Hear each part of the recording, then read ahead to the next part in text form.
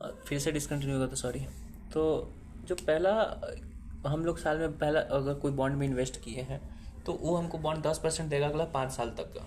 ठीक है, 10% coupon rate का बात नहीं कर रहे हैं, 10% हम बात कर रहे हैं डिस्काउंटिंग फैक्टर का, कि वो मेरा हम रिकॉर्ड रेट ऑफ रिटर्न है 5 साल का। रिकॉर्ड रेट ऑफ रिटर्न अगर 10% कॉन्स्टेंट रहेगा तो उस हिसाब से बॉन्ड 1 हमको दे रहा था। लेकिन अगला साल तो हमको चाहिए 12%, लेकिन ये जो पहला साल वाला जो बॉन्ड है वो तो 10% दे रहा था।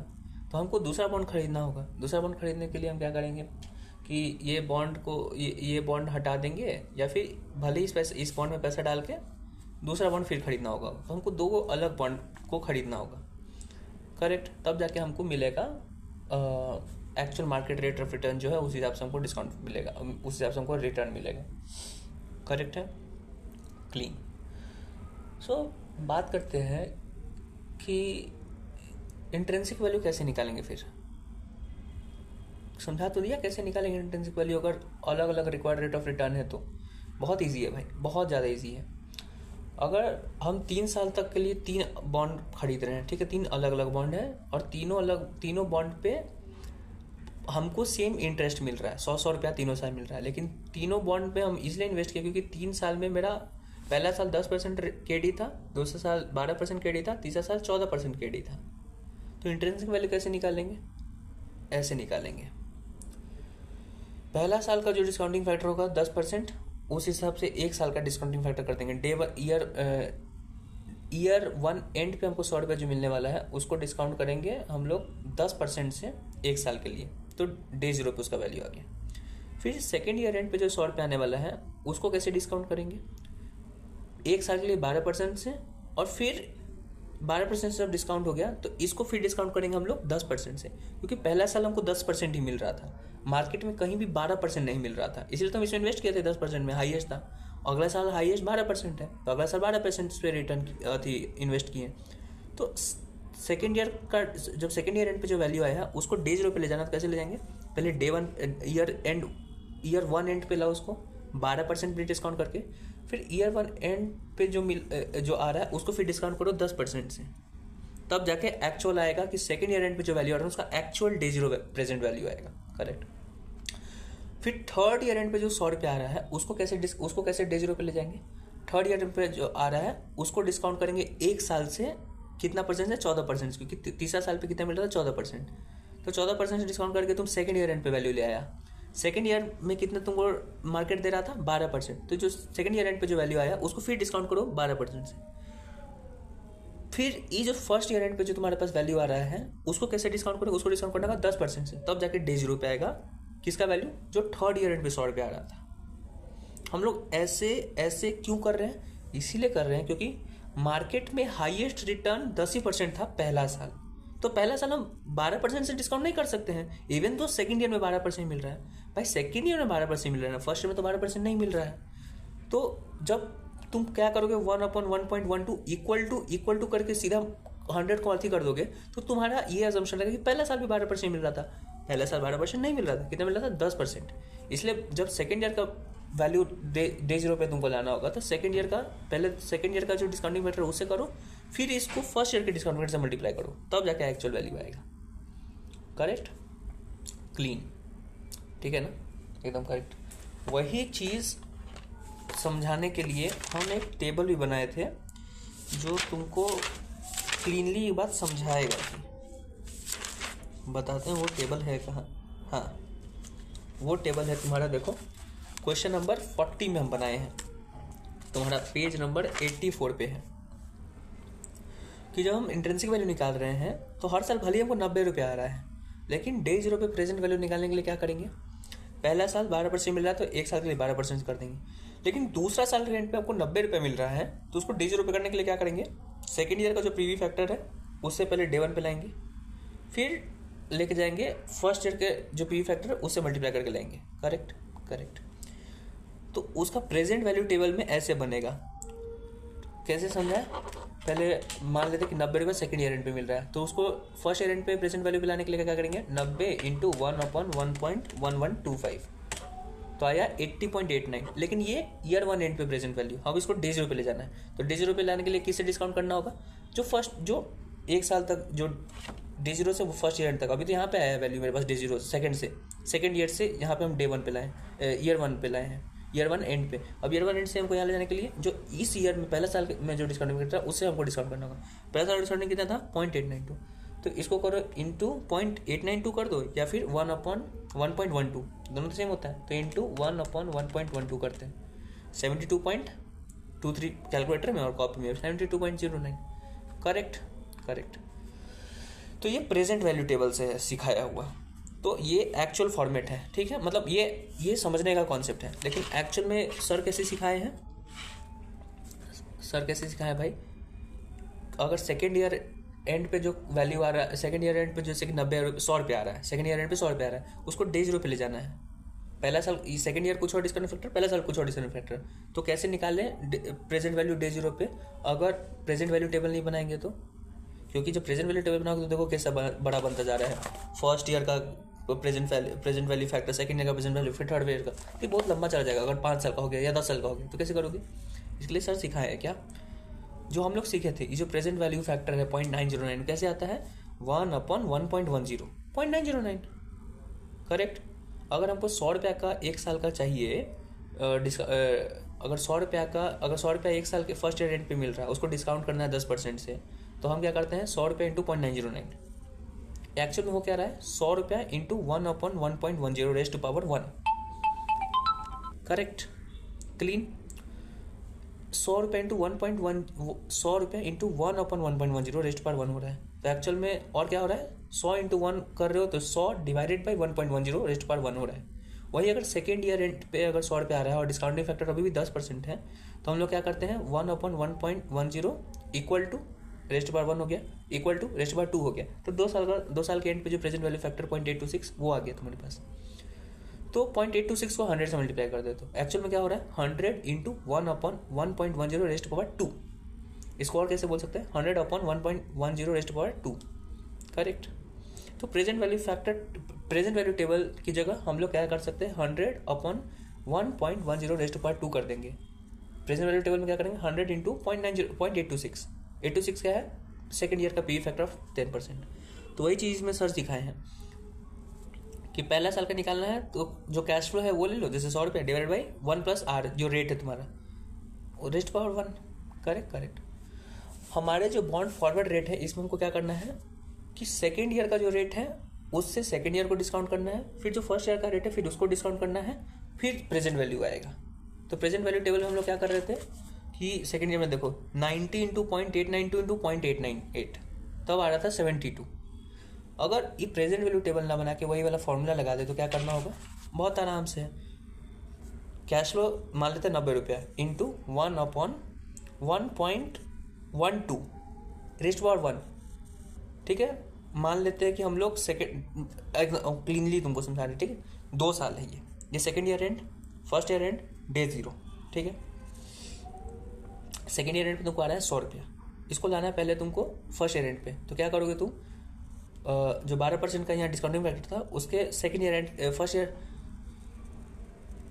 हाँ सेकेंड ईयर एंड पे जो वैल्यू है उसको फर्स्ट ईयर एंड पे वैल्यू लाने के लिए क्या करना होगा, सेकेंड ईयर एंड पे जो 100 रुपया आ रहा है उसको डिस्काउंट कर दो 12% से, लेकिन 1 साल के लिए, क्योंकि 1 ही साल का है। तो 12% का 1 साल का कैलकुलेशन क्या होता है, 1/1.12 रेस्ट पावर 1। तो तुम क्या किए 100 इंटू 1/1.12 रेस्ट पावर 1। करेक्ट। तब आया तुम्हारा ईयर 1 एंड का वैल्यू। ईयर 1 एंड का वैल्यू जो है उसको तुमको ले जाना है डे 0 पे। तो यहाँ पे जो वैल्यू आया उसको तुम मल्टीप्लाई करोगे 1 इंटू 1/1.10, क्योंकि अब तो यहाँ 10% है, रेस्ट पावर 1, क्योंकि 1 ही साल पीछे फिर जाना है, 1 ही साल पीछे, यहाँ भी 1 साल पीछे जाना था, यहाँ भी 1 साल पीछे जाना था। करेक्ट। तो रेस्ट पावर 1 यहाँ फिर किए, तो तुम 2 बार कैलकुलेट किए। क्या किए, पहले कैलकुलेट किए 100 यहाँ से यहाँ लाने के लिए क्या किए 100 इंटू 1/1.12 रेस्ट पावर 1।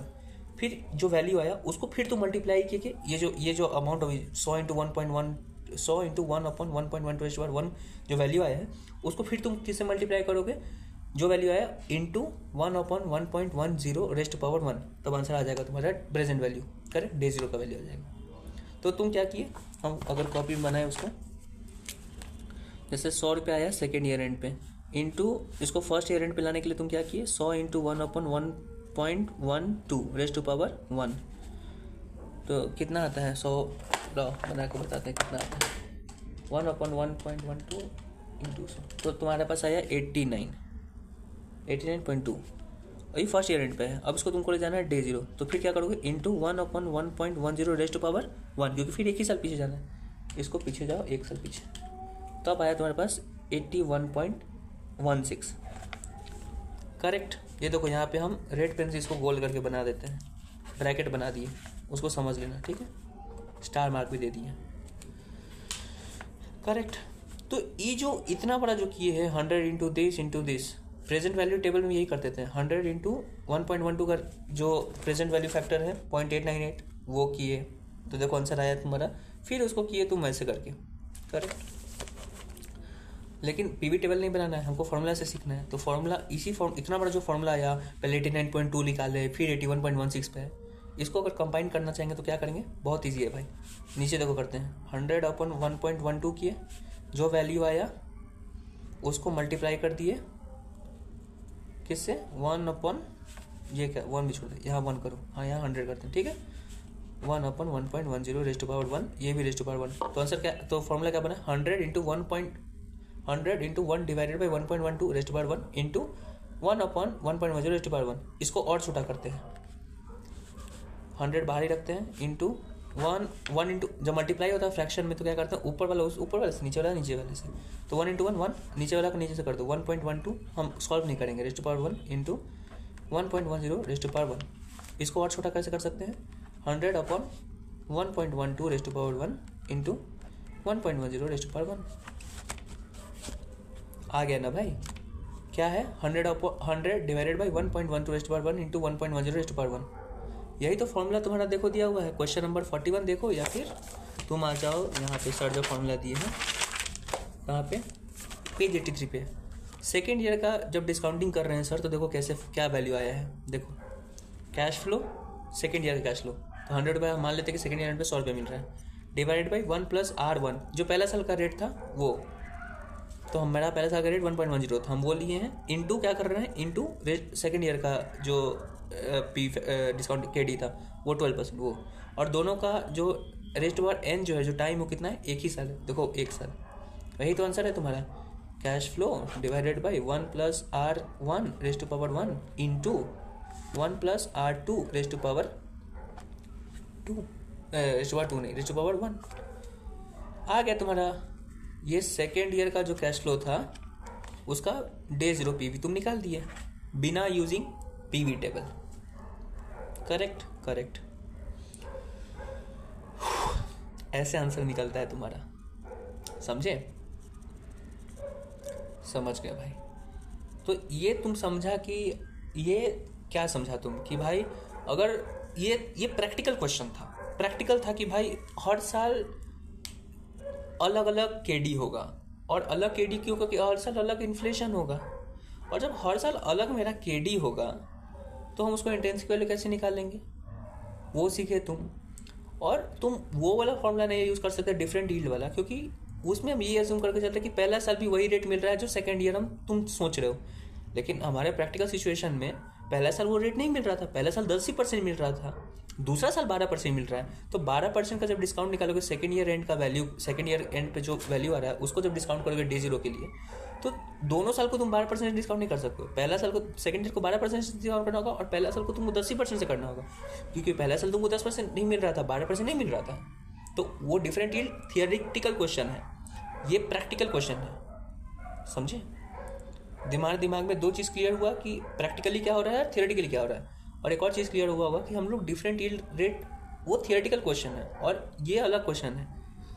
तो कन्फ्यूज तब तुम्हारे में ये भी कन्फ्यूजन नहीं हो जाए कि दोनों सेम क्यों नहीं है, सेम क्यों नहीं, वो समझा दिए, क्योंकि उसमें कुछ, उसमें तुम अज्यूम कर रहे हो कि सब कुछ वो है, वो थियोरेटिकल बात है, वो प्रैक्टिकल नहीं है, ये प्रैक्टिकल है। करेक्ट है ना सर। और प्रैक्टिकल इसलिए एक और बात बोल देंगे, पहला साल तुमको 10% मिलेगा, पहला साल तुम्हारा KD 10% इसलिए था क्योंकि मार्केट में हाईएस्ट 10% मिल रहा था, 12% नहीं मिल रहा था। तो कोई हालत में तुम पहला साल का वैल्यू तुम 12% से डिस्काउंट नहीं कर सकते हो। सेकेंड ईयर 12% मिल रहा है, पहला साल तो कोई हालत में नहीं मिल रहा था, तो तुम पहला साल को कैसे डिस्काउंट कर दोगे 12% से, नहीं कर सकते हो ना। जब तुम सेकेंड ईयर का जब प्रेजेंट वैल्यू निकाल रहे हो तो नहीं कर सकते। ये पूरा कॉन्सेप्ट है बॉन्ड फॉरवर्ड रेट का, पूरा जो मेन कोर कॉन्सेप्ट है इस चीज़ का कि दोनों में डिफरेंस क्या है। मुझे बहुत कन्फ्यूजन हुआ था, बहुत चीज़ समझने के बाद, बहुत क्लैरिफाई करने के बाद अपने आप से ये क्लीन हम समझ पाए हैं। ठीक है, ओके। तो इंट्रिंसिक वैल्यू ऑफ बॉन्ड निकालना तुम सीख गए एक इन्वेस्टर के लिए। करेक्ट है, करेक्ट। हमारे दिमाग में एक और क्वेश्चन शायद आ सकता है, शायद क्या, कि जब पेज 83 पे जब फॉर्मूला दिए हैं सर कि in that case intrinsic value of bond will be calculated as followers, तो सेकेंड ईयर का प्रेजेंट वैल्यू निकालने के लिए क्या किए हैं, वही cash flow of second year अपन 1 + R1 रेस्ट बार इंटू वैसे करके ये सेकेंड ईयर का प्रेजेंट वैल्यू है, थर्ड ईयर का प्रेजेंट वैल्यू ऐसे निकाला है। इस सेकेंड ईयर का जो अभी फॉर्मूला है उसे क्या निकल रहा है, day zero present value, day zero present value of कौन सा कैश फ्लो जो सेकेंड ईयर एंड आने वाला है उसका प्रेजेंट वैल्यू निकालने के लिए तुमको ये फॉर्मूला दिए हैं CF2 by this. Third year का भी ऐसे दिए, तीसरा साल जो भी आ रहा है उसका प्रेजेंट वैल्यू निकालने के लिए तुमको फॉर्मूला दिए हैं। ठीक है, सबका तुम प्रेजेंट वैल्यू निकालो, डे जो थर्ड ईयर एंड आ रहा है उसका प्रेजेंट वैल्यू निकाले, सेकंड ईयर का जो वैल्यू आ रहा है उसका भी प्रेजेंट वैल्यू निकाले, और डे जो फर्स्ट ईयर एंड पे आ रहा है उसका भी तुम प्रेजेंट वैल्यू निकाले। तीनों प्रेजेंट वैल्यू निकाल दिए और तीनों को ऐड कर दिए। तो तुम लोग ऐड क्यों कर रहे हो, सब तो प्रेजेंट वैल्यू आ रहा है। क्या दिमाग में तुम्हारे पास क्वेश्चन नहीं आना चाहिए, लॉजिक ही नहीं है इस क्वेश्चन का मेरे भाई। तुमको एक ही बार सिर्फ कैश फ्लो, सिर्फ फर्स्ट ईयर एंड पे कैश फ्लो नहीं आ रहा है ना, या फिर सिर्फ सेकंड ईयर कैश फ्लो नहीं ना आ रहा है कि तुम सेकंड ईयर कैश फ्लो मान लिए तो तुम बोलो कि भाई यही तो मेरा प्रेजेंट वैल्यू है। नहीं, फर्स्ट ईयर आ रहा है उसका प्रेजेंट वैल्यू ये है, फर्स्ट ईयर 100 रुपये आ रहा है, सेकंड ईयर 100 रुपये आ रहा है, तीसरा साल भी 100 रुपये आ रहा है, तो प्रेजेंट वैल्यू उसका 300 रुपया नहीं होगा। तुम ऐड किया ना कि तुमको मिलेगा कितना, 300 रुपया। एक्चुअल तुमको कितना मिल रहा है डे जीरो के हिसाब से, 100 रुपये का प्रेजेंट वैल्यू, सेकंड ईयर का प्रेजेंट वैल्यू, थर्ड ईयर का प्रेजेंट वैल्यू, तो तीनों को तो ऐड कर रहे हो ना, 100 की ऐड की, वैसे प्रेजेंट वैल्यू भी ऐड करोगे ना। एक्चुअली तुमको प्रेजेंट वैल्यू का जो वैल्यू तीनों साल का जो प्रेजेंट वैल्यू वो आएगा एक्चुअल। और जो मार्केट में लोग बात करते हैं कि भाई 3 साल में 100 रुपये आ रहा है तो 300 रुपये आ रहा है, समझे ना कि ऐड क्यों कर रहे हो। आ गया प्रेजेंट वैल्यू टेबल में क्या करते हैं, पहले फर्स्ट ईयर का प्रेजेंट वैल्यू फर्स्ट ईयर का प्रेजेंट वैल्यू फैक्टर से मल्टीप्लाई करते हैं, प्रेजेंट वैल्यू निकालते हैं, सेकंड ईयर का प्रेजेंट वैल्यू फैक्टर से मल्टीप्लाई करते हैं, फिर प्रेजेंट वैल्यू निकालते हैं, और सारा प्रेजेंट वैल्यू निकालने के बाद सबको ऐड कर देते हैं, तो डे जीरो का प्रेजेंट वैल्यू आ जाता है। ठीक है, तो तुम्हारे दिमाग में कोई भी कन्फ्यूजन नहीं आना चाहिए, करेक्ट बात है। ठीक है, तो बॉन्ड फॉरवर्ड रेट समझ लिए, उसका कॉन्सेप्ट समझ लिए, उसका फॉर्मूला समझ लिए कि कैसे होता है, क्या होता है। ठीक है, शायद तुम्हारे दिमाग में कहीं एक और कोई बात आ जाए, क्या कि हम लोग 3 अलग अलग बॉन्ड में इन्वेस्ट कर रहे हैं, तो पैसा निकालना होगा, एक बॉन्ड को बेचना होगा, एक बॉन्ड को खरीदना होगा, उसके वजह से कैश फ्लो चेंज हो जाएगा। जैसे कि पहला साल के एंड पे हम 100 रुपये इंटरेस्ट प्लस रिडेम्पशन वैल्यू, ये सब कुछ नहीं करना है, दिमाग मत लगाना जब तो क्वेश्चन कुछ नहीं बोल रहा है। तुमको सिर्फ ये दिमाग में रखना है कि हमारे पास एक ही बॉन्ड था, या फिर जो क्वेश्चन बोलेगा वो कर लेना। ठीक, प्लीज़ ज़्यादा दिमाग में मत लगाना। Done done.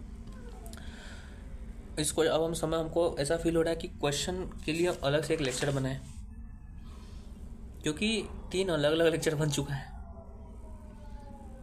हाँ, तो क्वेश्चन के अलग से लेक्चर बनाते हैं, ठीक है, इसके बाद एक नया लेक्चर बनता है।